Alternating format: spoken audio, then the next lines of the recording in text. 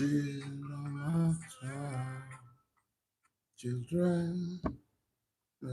Morning, everybody. Good morning. It's good to have you back this week. It's a blessing to be alive, especially when you live in a madhouse like the one inhabited by you and me. So, welcome to a brand new week. But before we can travel too far in the new week, you know the drill. We should take a look at the week that was. In the week that was, the Nigerian tragedy continued unabated. And in Niger State, hundreds, including women, children, and the aged, were kidnapped, taken for ransom. It's become an epidemic of sort, all kind of terrorists now view the Nigerians essentially as cattle to be herded into captivity and ransomed, either by family members or by the state that has essentially become accomplice in the game of terrorism. Okay. It's sickening, when they called Tinubu is the Jagaban of Borogu. But Borogu, which is the epicenter of the madness, the current epicenter of the madness, the kingdom where these hundreds have been hauled into captivity, has become a cautionary tale for the madness that has overtaken our country. It happened in Ogbomoso the other time, and everybody was busy making noise about how it seemed to have been quickly nipped in the bud in Ogbomoso, whilst it would appear to have escaped the capacity of the federal government or the government at any level for that matter to do anything about what has become essentially an epidemic in our country. Right next door, Niger State, hundreds. We can't even, just like we can't even have an accurate census of Nigerians, we actually do not even know exactly how many of our fellow victims are in the hands of terrorists. And what has even become more frightening is how quickly we have normalized this madness to the point where newspapers and TV stations, nobody really seems to care about these things anymore. There is an active self-censorship, not just the one imposed by military authorities, but you find that Nigerians have become so acculturated to the madness, a level of fatigue has set in, and everybody just wants to pretend it's not happening. But well, you know what? It's happening. It is happening. And in Niger State, in fact, a friend on Facebook listed over 40 villages of the Bogu Emirate that have been completely deserted because of insecurity. Professor Farouk Perogi, Perogi is from that area, and he has also written about it, seeking to draw attention to the madness. But in the midst of it all, everybody else seems to just be completely taken by the need to pretend that we're about to have an election. Okay. But that was part of the week that was, and it's been consistently part of our lives as Nigerians. In the week that was, I came across even more video of that Fulani boy who is apparently involved in the terrorism and banditry and seemed to have quite a fair bit of knowledge of what is going on. And he, along with some other persons, have consistently fingered a particular senator from Borno State has been actively involved in this banditry and terrorism. And yet, in spite of videos showing terrorists in the residence of this senator, allegedly his residence, that's why I'm reticent about mentioning names. I have no capacity to investigate this, but there seems to be way too much evidence for this to just be simply swept under the carpet and ignored. And then there is the game the Americans are playing with us. In May 2023, I was in the US and I had the privilege of addressing a room of Nigerians and Americans in DC. And the subject of Nigerian democracy crept up. And I did make clear at the time that I personally hold the Americans liable for the putrefaction of Nigeria because they have unfortunately built a policy that sees profit in the destruction of what should arguably be the largest black country in the world, the most powerful, given its human and material resources. And I say this not as a conspirator or rather a conspiracy theorist, but because of the hard evidence that I can deduce using my own senses.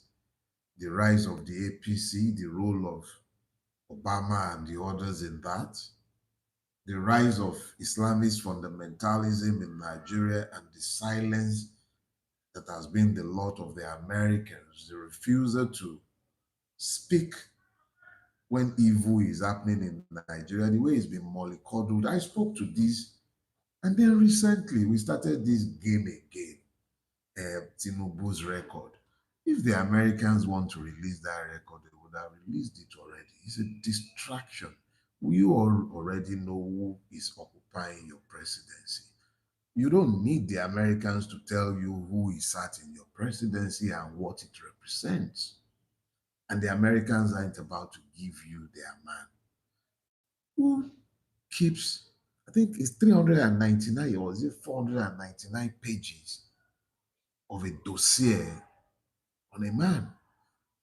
399, I believe. I'll settle for the lower one. I know it's 90, so 390. Yeah, I think it's 399 pages of a criminal dossier is kept in the custody of the American government. And they made it abundantly clear that this person is their asset. And Nigerians are still waiting, just as we always have, thinking we can outsource our revolution. You're waiting for the Americans to tell you that the person sat in the office as your president has no business being there. You need the Americans to tell you that. The Americans aren't going to do nothing of the nature because the person sat in that office serves their interest. Move beyond it. Deal with what you know. Even if this man was a saint before he began to sit in political office in Nigeria, you have more than enough evidence of who he is and what he has done with power over the years. You don't need to outsource your revolution to the Americans. They are not Voltron and they are not coming to save me and you. So let's be done with all the distraction about whether the president of Nigeria is a criminal or he is not. You know who he is. All of us know what we're dealing with, and we really need to stop with distraction. Deal with it. What you have in that office serves the best interest of America, and America is not about to give up what they have on him. It's me and you who need to tell ourselves what we have on him that we can see with our eyes and do the needful. Let those who claim to be politicians looking for power, let them do the needful. Provide us with alternative vision for a better tomorrow. And then maybe what happened in Osun State might be galvanized in a nationwide fashion. But let me be very clear about something. I am a firm believer in the capacity of the electoral path to the revolution. It's the most peaceful pathway to the revolution. And what happened in Osun State showed you the possibilities. Osun election is an off-season election, off-cycle. They could not enforce federal might in Osun State because the will of the people rose above the need for recompense. They collected the money. I have it on good authority that they were spending as much as R1 billion per local government on election day. And those whose duty it was to distribute this money, cutting down to the fact very early in the day that even when they were giving the people these monies, the people were still voting for Adeleke. And think about it. The people chose a dancing clown as their champion. Imagine that a candidate for the presidency ignites sufficient passion and has a lot of legislators on his coattail and governors behind a national idea and agenda. How many bulabas can rig against that? You think 1,000 Mahmoud Yahoo can do anything about that? So it's about us taking a second look at how we are engaging with this system. You may very well be good swimmers, but can you swim at the deep end? Take these people to the deep end. And that was what you saw in Oshun at some level. Oshun shows you what is possible. But before I travel too far, I couldn't finish. No, let me do one more of what transpired last week, and then I'll try and do this quickly. I saw a bit, just a tiny bit of an interview by Professor Osumbo. Professor Osumbo was the dean of the Faculty of Law when I got into LASU. He later became a senator, I believe, and then a governor of Edo State. He granted an interview, and I saw a bit of it, and he was talking about the character of the persons occupying the presidency. What Osumbo had to say, not even just the presidency, he spoke extensively. He also talked about the National Assembly and even, let me say, the National Assembly, the quality of the character, the level of integrity or absence thereof in both branches. I didn't watch the full interview, but I am sure that being a lawyer himself, a teacher of law, he must have talked about the judiciary. But when we get into the body of our discourse this morning, we'll do that. Now, I couldn't finish my lecture last week, and I'm glad I didn't, because what it has done is that it has ignited a desire in me to reduce that series to a book. We tell too many lies in Nigeria. One of the things I try to do is when I write my books, I write with the intention of silencing the lies. If I speak as I'm speaking now, it is very easy for any two-bit idiot or moron to start arguing about the truthfulness of what I have said. But if I put what I have written, if what I am saying in writing, to argue against it, you have to go and write your own book. And I have come to the knowledge of the fact that even idiots are forced to read before they presume to write. And I'm sure that by the time you are done reading, you realize that all your subjective lies that you have embraced that has affected your capacity to know the truth will be dispelled. If I said to you, the waters are burning, there's a fire right on top of the waters, you'd be well within your right to demand the ashes from me. And that is what writing these books actually does. It provides evidence of the fire atop the waters. When we get into the body of this morning's lecture, I'll deal with some other issues, but suffice to say that there is a lot that was missed out last week.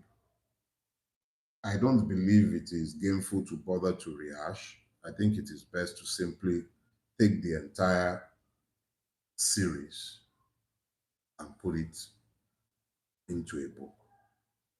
It's not essential, it's not necessarily a transcription of what was said. There were multiple points that I could not, for instance, explain extensively or offer evidence for as I was strolling around Nigeria and stomping around in Yoruba land.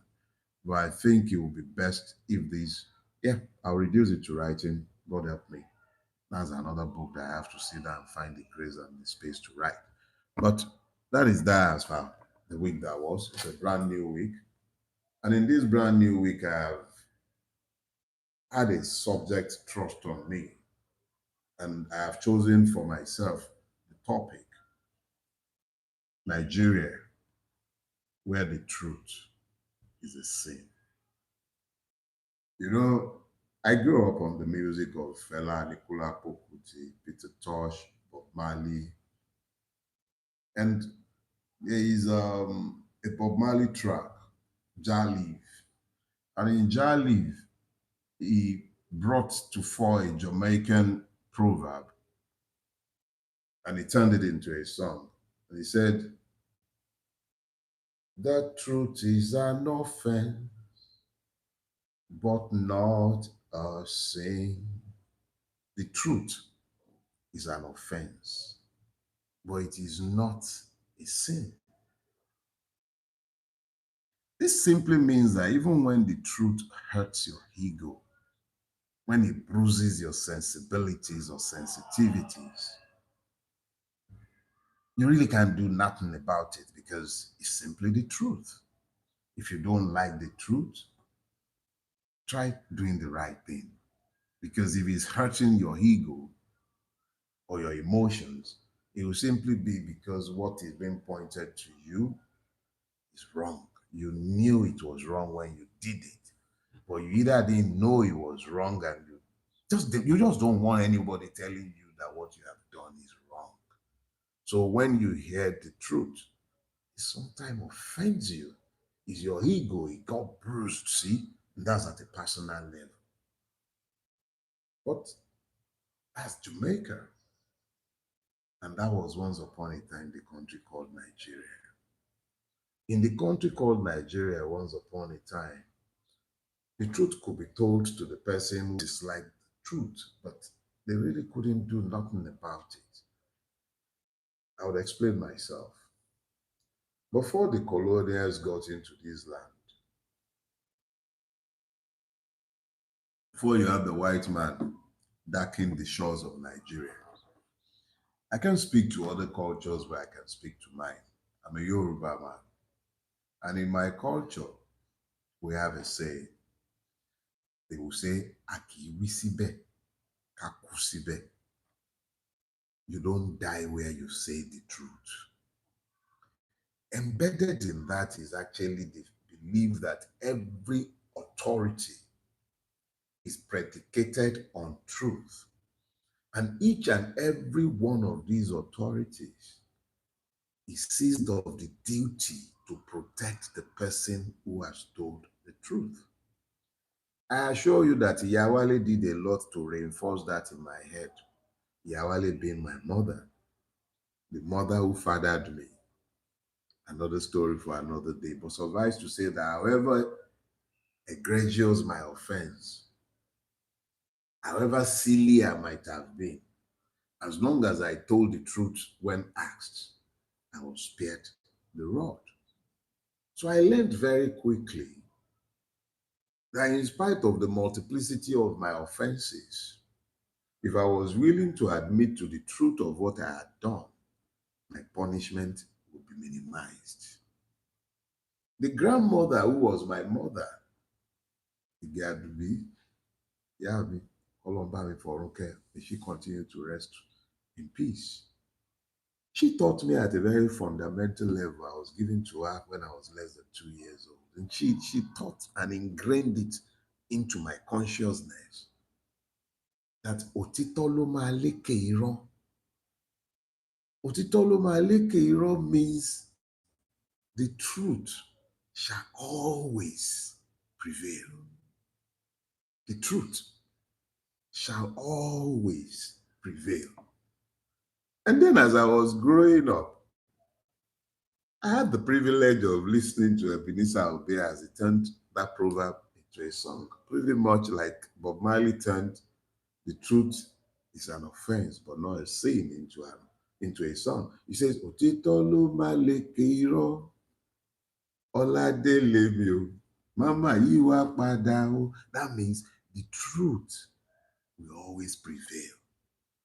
And then he exhorted that the person in whose honor he was singing should ensure not to change his character, which was defined according to him by truthfulness. Now, I have given this background so that you would have a clear understanding of where I'm coming from and where I want to travel to with today's topic. I said Nigeria, where the truth is a sin. How does the truth become a sin if it is merely an offense? What is a sin? A sin is something you punish. If it is divine authority, you wait for God to do the punishment. But if it is human authority, it behoves the authority to punish the sinner. So when you now build a society where the personal costs of telling the truth is so high that the truth teller is disincentivized, he is scared to tell the truth. He knows that telling the truth would come at a cost. If you've come across my offending book, and I'm sure all of them are quite offending, but the last one, the one that had me my holiday in Ekiti, right there in the preface, I already made clear that I knew that I was going to face persecution on account of what I had to write. I wasn't unaware. It was a deliberate, conscious decision to confront the reality of the society in which I found myself. I knew a price would be paid, and I'm still paying prices every day. The truth has become an offense in the society that we have built. A lot of Nicodemoses exist in Nigeria. For those of you who are non-Christian or the Nigerian Christian who never opens the Bible, Nicodemus is that do-gooder who would rather sneak in the dark to do the good. There are multiple do-gooders in Nigeria who speak to the truthfulness of what the crucified truth teller is saying in the public space, but they will whisper those same truths. They would even offer succor to the truth teller and offer solidarity and sometimes fellowship. But telling the truth renders you a victim in Nigeria. The truth has become a sin. You need to understand that it didn't be, it didn't start yesterday. We have a long history of the journey to where we are today, where the truth is no longer merely an offense, but has become a sin. I was on Twitter yesterday and I saw a guy who said for some Igbo guy to abandon Oliver the Cock and some other person, Osita Osadebe, and then embrace Fela as the father of Afrobeat, will mean that the person is not thinking. I beg to disagree. Osita sang High Life, yes, or Afrobeat, whatever. And Oliver the Cock, their bare identity. But don't forget, Fela wasn't about music. Fela was about truth telling. A lot of you today would say very blithely, I hear a lot of you talking about it. You say, oh, Fela was a prophet. No, Fela wasn't a prophet. Fela was a truth teller whose medium of expression was his music. So comparing Fela to any other musician was always a silly thing to do. You can talk about Jones, but when you talk about Fela, understand that it defines the truth teller. He told the truth knowing the price. So we're coming from a long history of persons who have told the truth and been persecuted for telling the truth. Nigeria did not get here by accident. It's been a long, deliberate journey.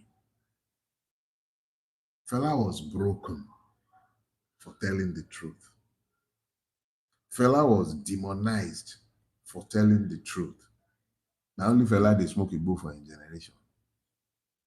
Multiple members of the Nigerian reigning class, those khaki boys, smoked Igbo and they are still smoking Igbo till today. But Fela is the one whose words are devalued in your ears on account of his demonization by a society that dislikes, criminalizes, and punishes the truth teller. From Fela, there is an arc you draw, and it brings you to somebody like Dele Giwa.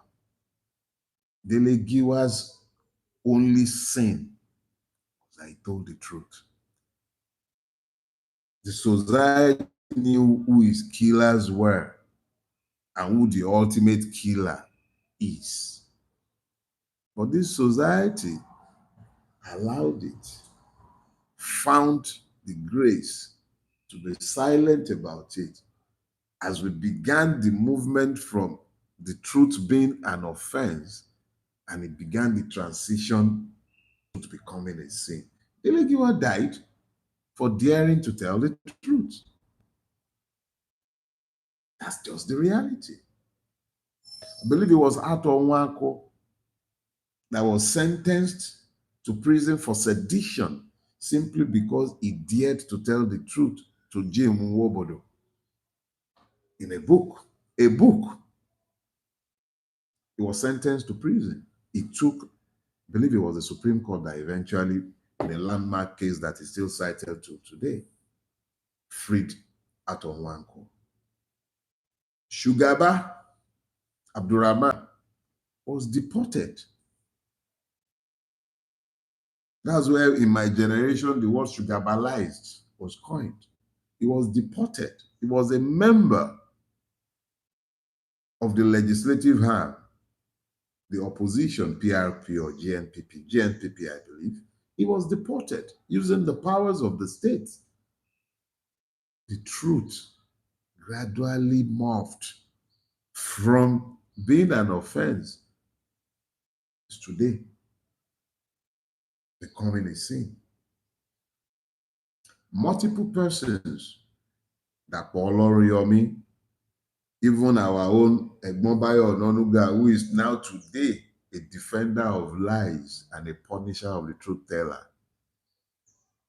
they all suffered persecution when the truth rose from being an offense into becoming a sin. There is a complex intersection of political impunity, socioeconomic survival, and cultural reference for authority that has allowed this to happen. You find very quickly that those who are in power, whether this is political power or economic power, finds the impunity and the capacity to silence those who speak the kind of truth they do not desire. I once made a comment on Twitter about one of our powerful persons outside of political office, a member of our ruling class. I just made a side comment, something like somebody was saying, oh, maybe the guy was going to sponsor a progressive politician in 2027. I'm like, no way. He's a member of the ruling class. Why would he do something like that? Poor rich man. Said no more than that.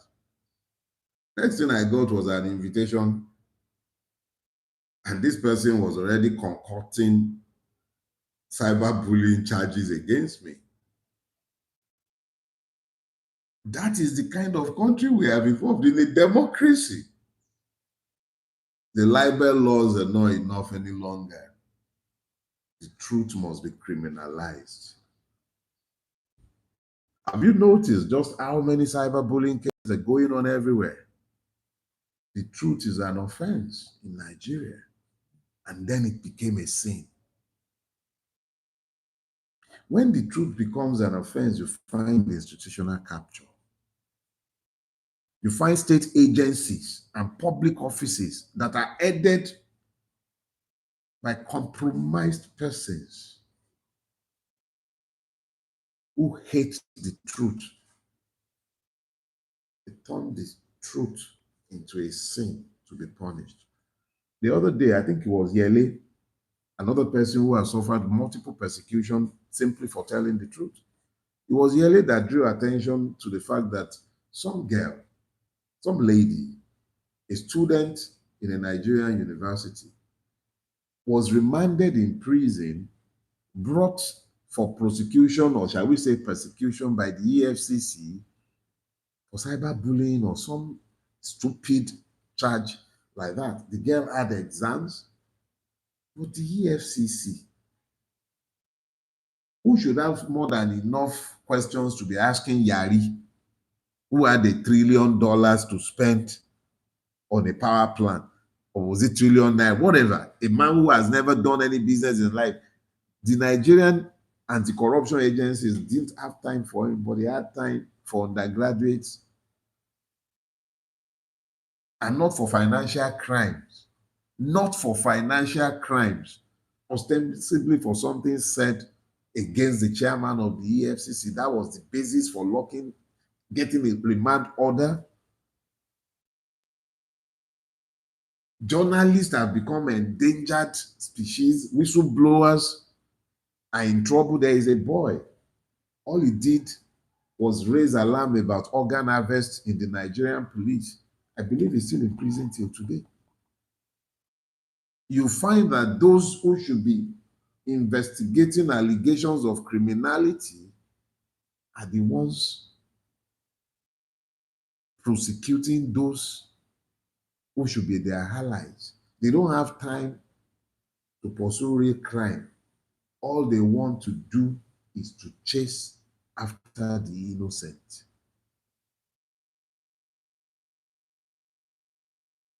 You find very quickly that this compromise and weaponization goes even to the point of the shameless. Look, one of the most shameless human beings to have occupied public office in Nigeria is El-Rufai. But think about it. You think what they are doing to El-Rufai is not being done to each and every one of us on a daily basis? You know El-Rufai, what should happen when you look at what is being done to El-Rufai is that you should imagine the things they are doing to persons who have no name. You're talking about El-Rufai, what about El-Nothing? What about the El-Nothings in Nigeria whom a judge will simply look at and give impossible bail conditions, even when the bails will be given? What about all the multiple? You think if they will do it to El-Rufai, they are not doing it every day to multiple victims of this country? El-Rufai is a favored child of the caliphate, a veritable member of the Nigerian ruling class, and you are seeing what they are doing to him in real time, giving bails that can never be perfected by anybody, which means that yes, we can always say that you've been given bail, but me and you know that you will never come out until such a time as when the people who have kept you here are satisfied that you are no longer a threat, whatever fight it is that they have with themselves. These are the realities of the country we have built. Institutional capture because we subjectifies the truth, and the truth has thereby become a sin. So if it is El-Rufai, it's okay. But it's not okay if it's the person you like. These are the things that we all need to think about when we begin to endorse evil on account of the subjectivization of truth. The survival economy of silence that we have built has also helped to strengthen a system where the truth has become a sin. We've built a feudal system which dispenses privileges and largesse. We treat palliatives. Palliatives was treated as something to be withheld. That is at the worst of time, when the victims required succor. We've built a system where the political rulers find nothing wrong in withholding palliatives and persons who have been starved, and this is merely a metaphor for where we are as a people, persons who have been starved have learned to say white is black and black is white. And they say exactly what the withholder of privileges and the holders of the purse string want them to say, because not saying this would mean punishment and withholding of privileges. It's gotten to the point now that ethnic and religious polarities defines what the truth is or what the truth are. If it is a Yoruba person doing it, it is bad. But if it is an Igbo person, it is right. If it is an Igbo person, it is bad. If it is a Yoruba person, it is right. If it's a Christian, it is right. If it's a Muslim, it is wrong. And then we've created all these prisms through which we subjectifies the truth that should not ever be subjective. We've created a situation where truth is constantly tribalized and objective facts are subordinated to identity politics. This is sick. The truth is becoming a sin in your society because you've allowed yourselves to subjectify the truth. You call somebody a stupid Igbo man or wicked Yoruba this, your Mumu Hausa or Diderin Fulani, everything is subjectified and you filter every truth through ethno-religious glasses.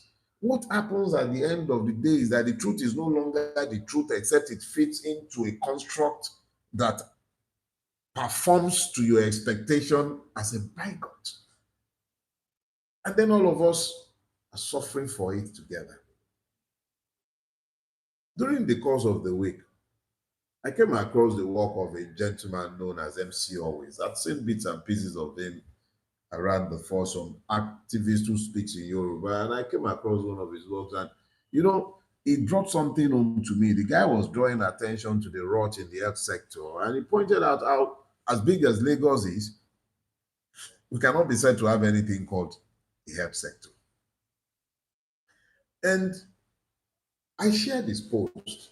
I shared it because I found that the guy was speaking in a language that the people would understand.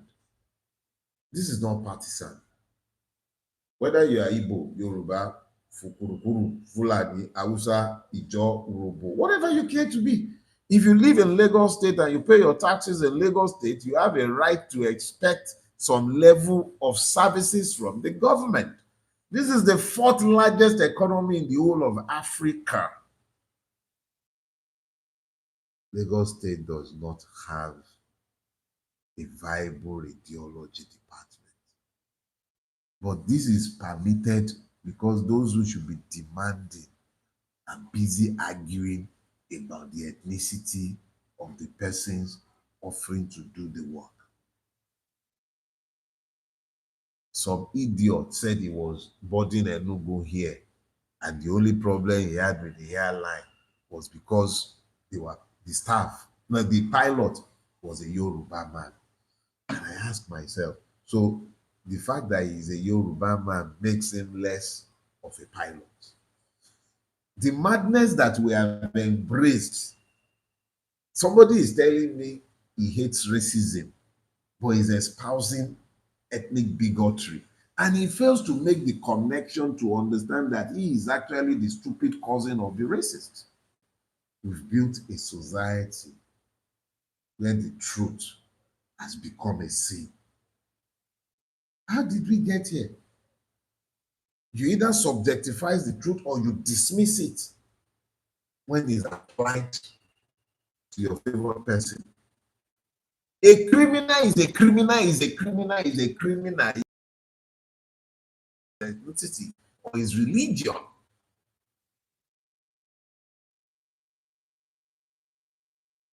Protecting parochial interests and destroying a progressive movement as a collective.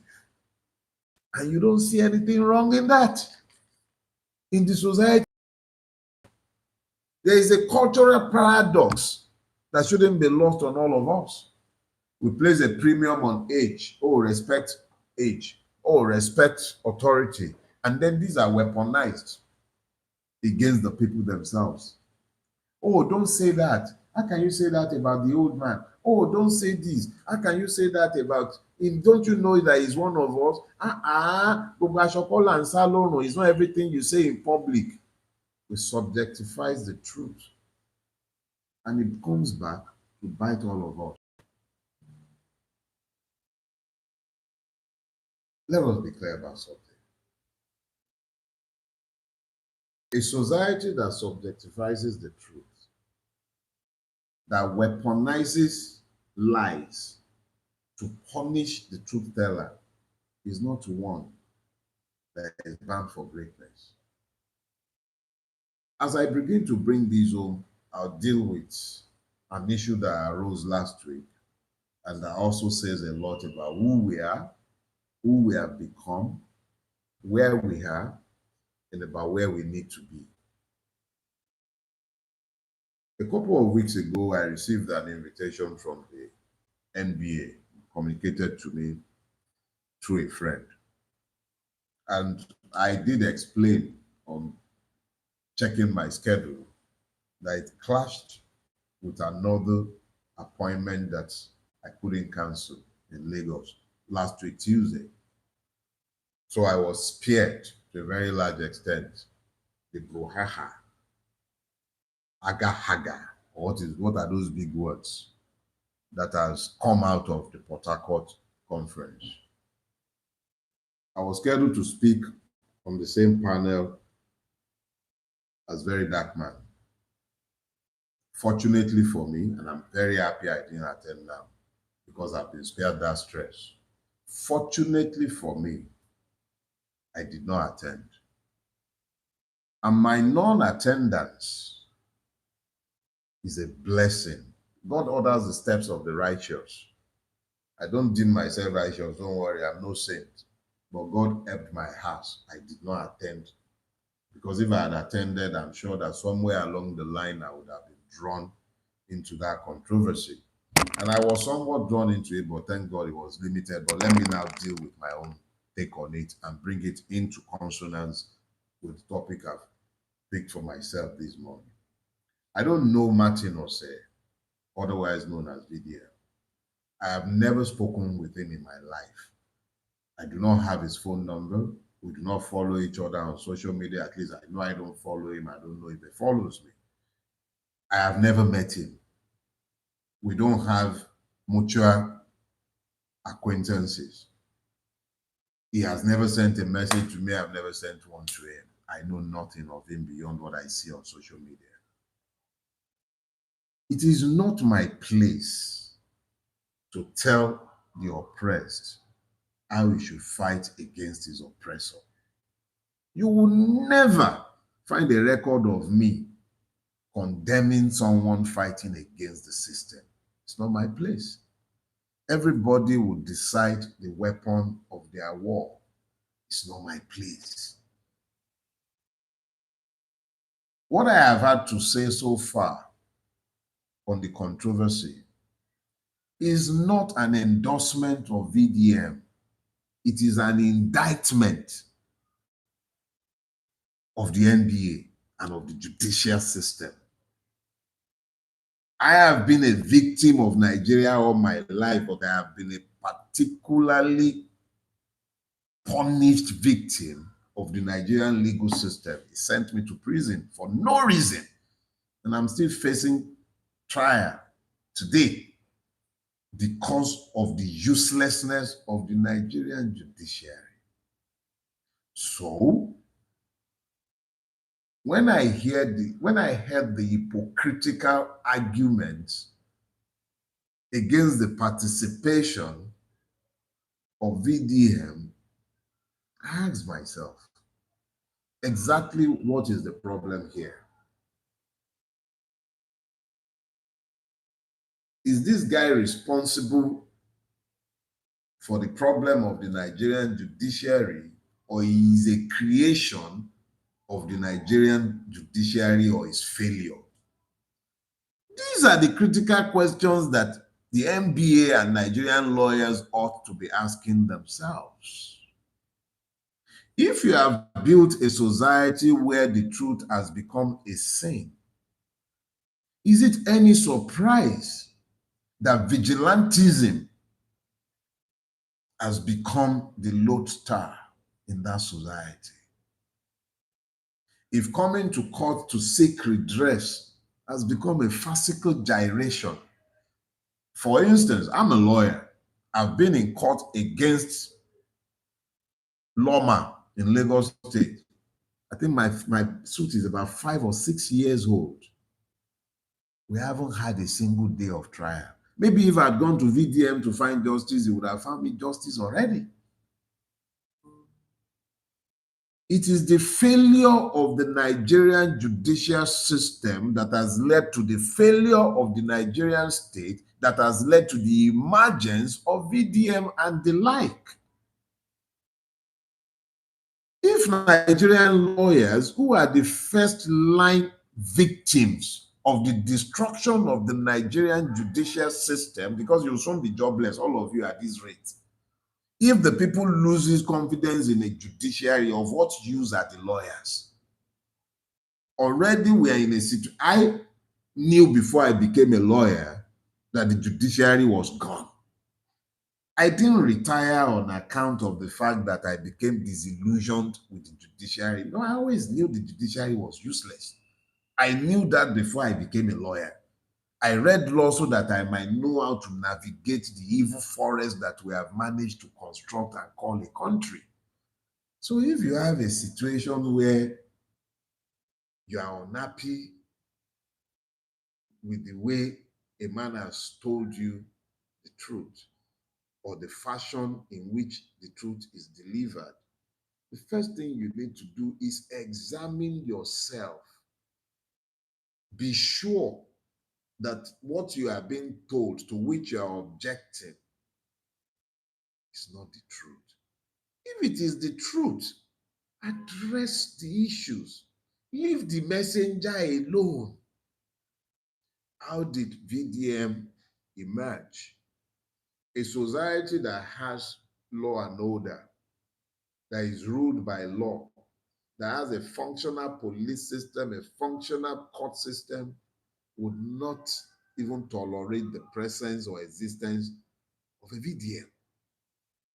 VDM is the live indictment of a judicial system that is essentially peopled by crooks in the place of jurists. That's what VDM is. It represents a type that has been tolerated, mollycoddled because of the failure of the system. So when you now turn around, you want VDM, stop with the noise. It was Patrick Wilmot that said it. He said, if I come bearing a mirror and you do not like what you see in the mirror, cutting my hand will not change the image in the mirror. Breaking the mirror will not change the image in the mirror. The reality is that you are the one who has to do something to fix the image in the mirror. VDM is merely the image in your mirror. The society you have built requires VDM to find justice. It's easier to find justice through the types and likes of VDM than through your courts. They say the judiciary is the last hope of the common man. Now, lie. VDM has become the last hope of the common man in the society that you built. Shame on all of you. And not just the lawyers or the judges, but the entire society that has made this possible. The society you built requires VDM to do justice. Very soon, there will be multiplicities of VDM in the society that you have built. And if you have not noticed, there are already copycat VDMs springing up because the society requires VDM to find justice.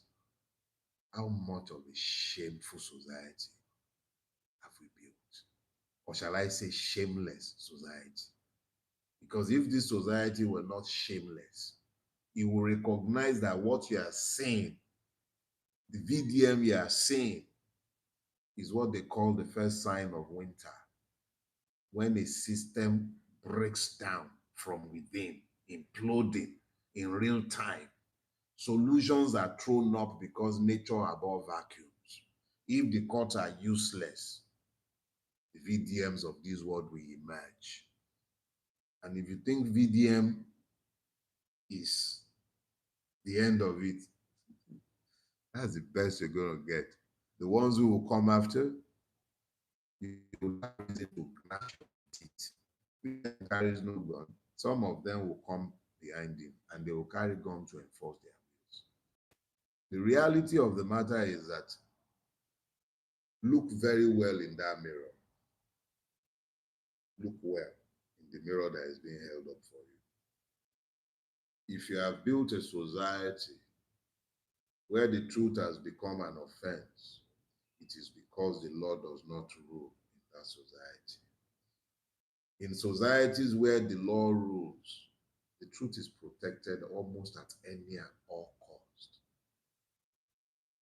I wrote a book. It wasn't about Chivafe Babaola. My book was about this, was about the judiciary. Is about the judiciary. No matter how corrupt you might deem a single person, human beings are necessarily mortals. We would all die one day. Would the death of anybody end the corruption and putrefaction in our judiciary or society? No. It would take the collective determined to change our sickening reality to ever change it, if they will. But to continue to ignore the truth that are told to you and then proceed to attack persons and then proceed to subvert traditional systems to protect an individual so that you may protect a lie. Shame on all of you. But let me be very clear. Look at VDM very well. It's the first in a line. More are going to come unless you fix the problem. So yakking away, attacking his person, he's not going to do anything. He's not going to do shishi. Your hypocritical cacklings will change nothing. I understand that some of you are seized of the right motivations. You see your profession cheapened, turned to theater. We moved from the unbarred portable to the vigilantist activism of VDM. But the reality is that this is what Nigeria has become. If you are going to be bemoaning his invitation, ask yourself what led us to get to the point where we've built a society where justice is better assured with a VDM than your court. It didn't happen overnight. It didn't happen by accident. We didn't stumble into this. We allowed it. Look, think about it. All of you are waiting for the US to release criminal record. Your Supreme Court is aware they have sufficient basis not to have allowed this presidency to proceed. It didn't matter. The truth does not matter. Your traditional institutions, the truth does not matter to them. Think about it. I was locked up in a prison in Ado-Ekiti. Nobody cared about me. After I came out, in order to save the face of an elder, the lies that they tell themselves, a whole lobber traveled on excursion. He went all the way to Ado-Ekiti, ostensibly to go and beg on my behalf. Me that he's begging on my behalf, I was in my house unaware of where he was or what he was doing there. Just in order to cover the shame of another, you had to lie and then pretend as though me, who had told the truth, had caused offense, had committed a sin. They must go and beg on my behalf. That is the society we have built. Traditional institutions that should rally around the truth teller and provide succor rallied around my oppressor to save his face. That's the society we have built. A whole lot of Obas, they carried themselves, went to Ado-Ekiti ostensibly to go and beg on my behalf as though I had done something for which I should be begging. I went to prison standing behind the truth, and you gathered yourselves and claimed you went to beg on my behalf. Wouldn't somebody need to send somebody to go and beg? That is the society we have built. They rallied around the oppressor who victimized the truth teller. Look, all of us find it very easy to point at our politicians and say, oh, Lagbaja is this, that one is this, that one is that. Question is, who are we ourselves? Are we any better than them? And are we even deserving of anything better? Are we accomplices or victims? These are the questions that we need to be asking of ourselves. Well, let me be very clear as I round up. It is on those who call themselves politicians, particularly the opposition politicians, to understand and understand very quickly that the chances of a Nigeria surviving intact, if it's subjected to another 4 years of Bulaba, is very, very unlikely. It's very, very unlikely, and they need to do better. It would take the articulation of an alternative vision for Nigeria to move the people in sufficient numbers to the poll. And that is what will make the difference, if a difference is going to be made through the poll in 2027. That is the reality. And the sooner we embraced it, the better for all of us.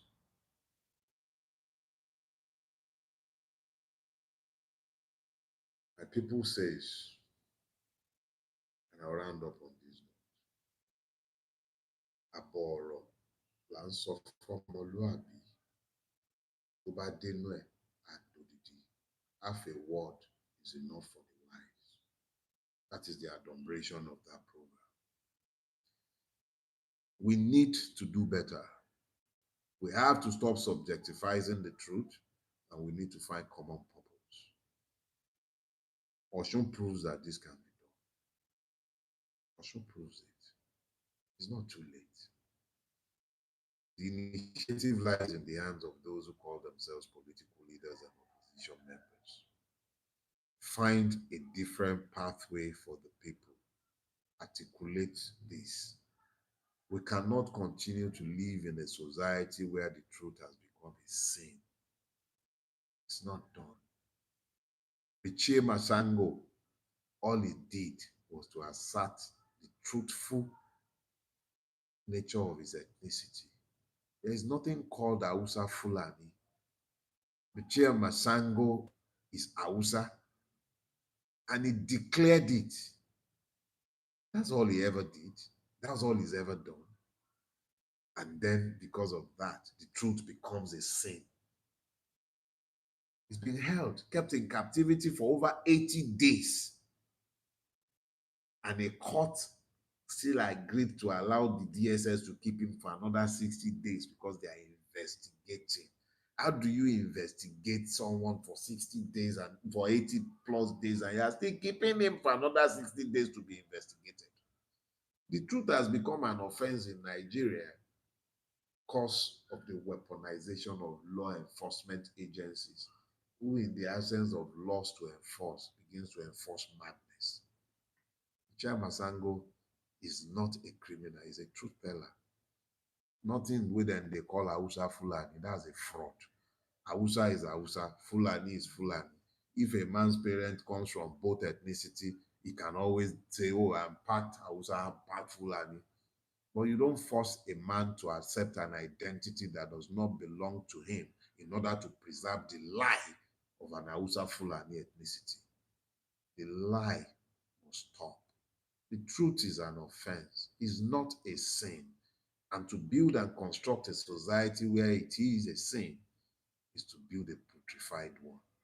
Nigeria must rise. And in its rise, it must stop subjectivizing the truth. I don't see a pass like this week.